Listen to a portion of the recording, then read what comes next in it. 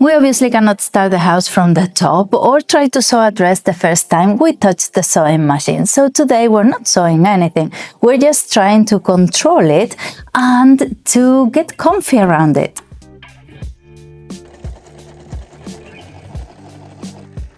Well, the sewing machine is a strong machine, it's very robust and it's powerful. So what we cannot do is just the first day try to sew anything without even trying first. We have to be careful about the pedal, we have to be careful about our fingers around it.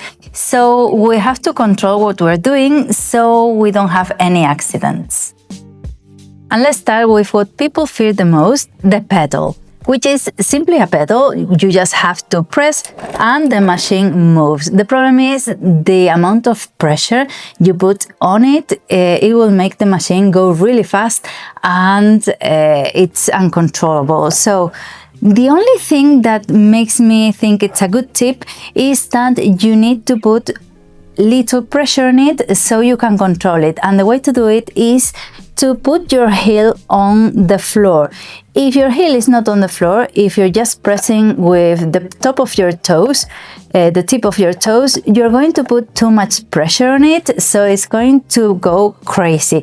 So just rest your heel like when you're driving and press little by little, and that way you can control it more. And another thing I used to do when I started sewing was to press the pedal, to step on it bare feet. So I will have my flip-flops or whatever shoes around the sewing room. Don't just walk in the sewing room bare feet. There can be pins. And then just take it off while I was going to sew. It made me feel like I had more control. I don't know if maybe it will be useful to you. So let me know what other tips made you control your pedal more. I'm not filming myself bare feet. I'm really cold. Did you see my boots? That was just by trying to show you without any fabric. Gosh. Oh.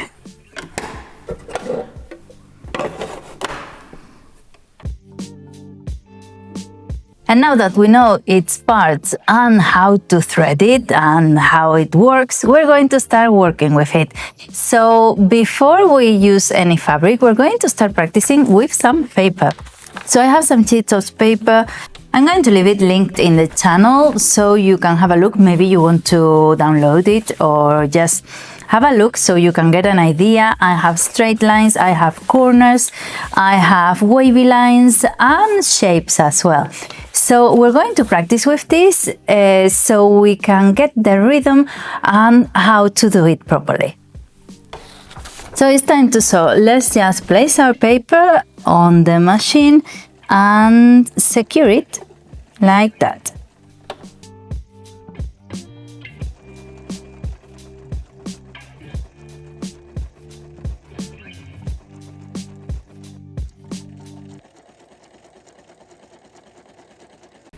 And always look at your line, don't look at the needle, so you have straight lines. If not, you're going to sew all wiggly.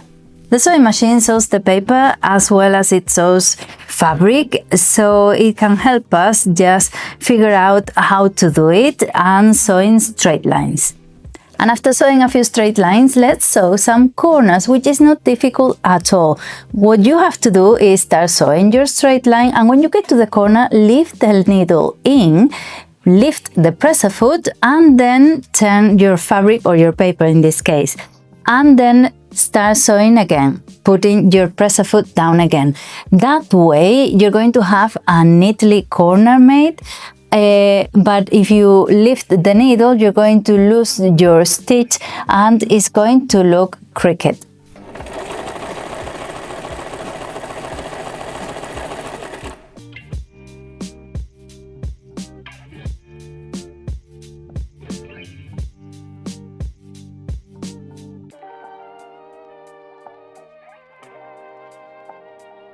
And now that we've sewn straight lines and corners, let's go to the wavy ones.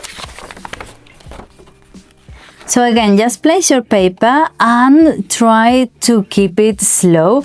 Let's start with the long waves. with the curves so we get the hang of it. And have a look at this. I was going way too fast, so my hands couldn't cope with the wavy line and I got it wrong. So just the right amount of speed is important so you get your sewing right. And let's go to the snaky one.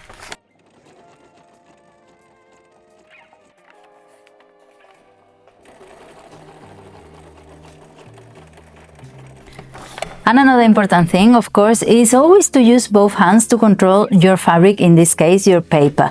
See how on purpose I did one hand here, then two hands, then one hand, and you cannot control it. It's impossible. So to get your sewing right, use both hands. And now on these shapes is where we're going to practice all of it, the straight lines, the corners, and the curves, which is interesting.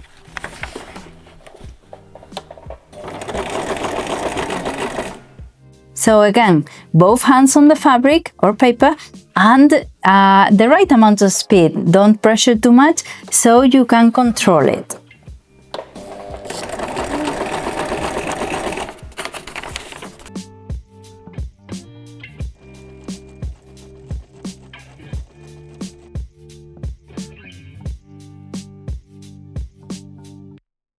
And after you control all of this on paper, you can go on with fabric. And the ideal fabric is to use some cotton, something simple, something that doesn't stretch, that gives you control, like a sort of canvas or poplin, something easy.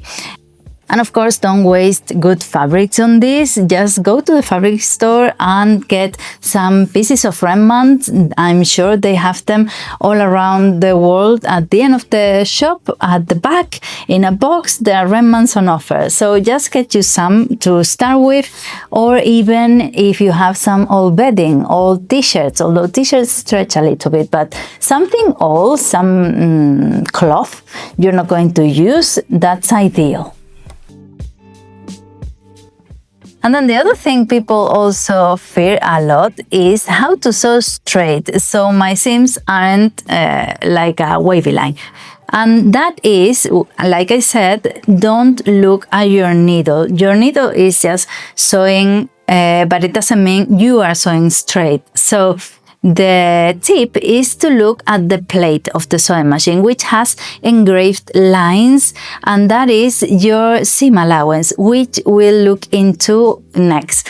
So for that, you have different widths, and your fabric has to follow that line, and that will make you sew straight.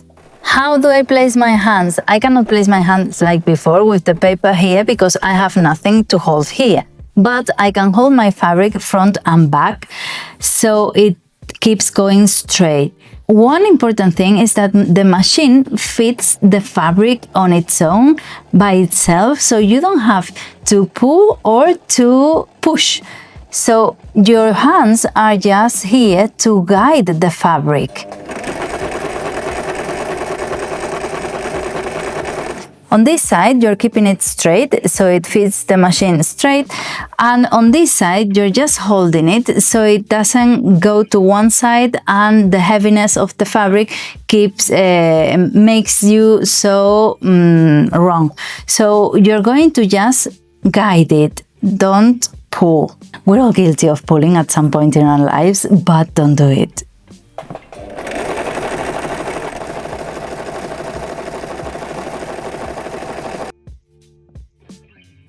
And this that we have here, it is exactly the seam allowance. What is the seam allowance? It is the margin we have to leave so our seam doesn't rip or break the fabric. If we sew right on the edge, that will happen. So we need to sew a bit inside of the edge, like a centimeter is ideal. So this doesn't happen and our seam is strong and doesn't break. The thing is that if you sew a little bit less or even more with heavier fabrics than a centimeter, it's also okay.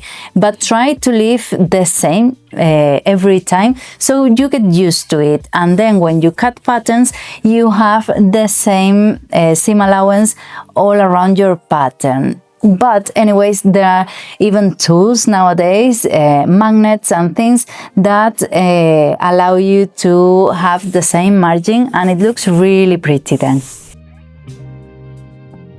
And then there's the length. You can sew with different length, from the highest one, number 4, to the lowest one, number 0, which is really narrow, and it depends on the fabric, but just when you're trying, just try all of them so you get comfy around your sewing machine and changing things. Some people think that the highest one is like a basting, but it is still quite narrow. Basting is more scarce and longer, so you can try different ones. The normal thing is to sew on the 3rd one, but what I'm saying, even the 4th one is fine with a good fabric, with a cotton, something sturdy. So just try.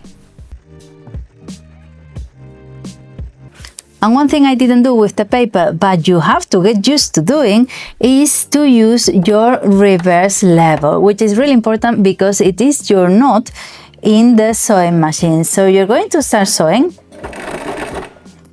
press this to go back a few times, go on sewing, and when you finish, press again. And this secures your seam so it doesn't open. When don't we use a reverse level? When it's something that we're going to get rid of. If we're going to use it, as I was saying, like basting, we don't need to use it because it's something we're going to get rid of. Or maybe if we're going to gather something, make a ruffle. So we're going to sew a ruffle without securing, then we're going to gather it, then sew it wherever it's going on, and then get rid of this first seam with it, because it's no use, it's already done its work. So get used to doing it.